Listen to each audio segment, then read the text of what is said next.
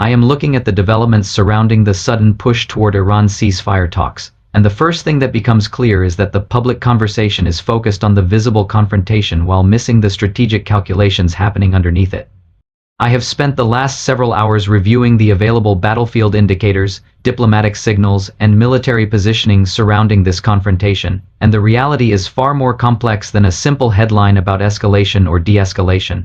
The central question is not only why negotiations are happening now, but what forced both sides to reconsider the next phase of this confrontation. What mainstream coverage often fails to explain is that modern conflicts are not decided only by missiles launched or aircraft deployed.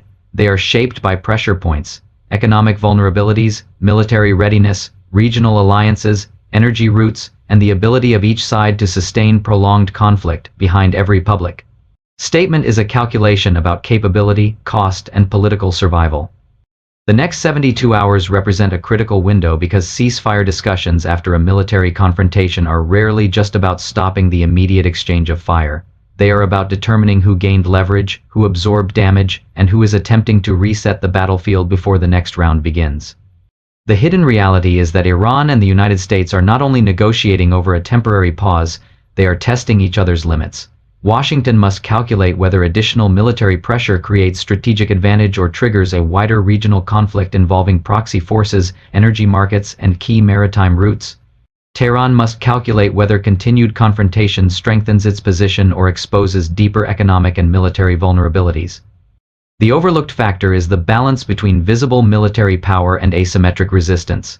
A major conventional force can possess advanced aircraft, intelligence platforms, and precision weapons, but a regional adversary can still impose significant costs through dispersed capabilities, missile networks, cyber operations, and strategic geography.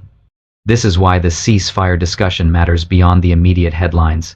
It is not simply a diplomatic event. It is a signal that the next stage of this confrontation may be decided through a combination of military pressure, economic warfare, and negotiation rather than a single decisive battlefield moment.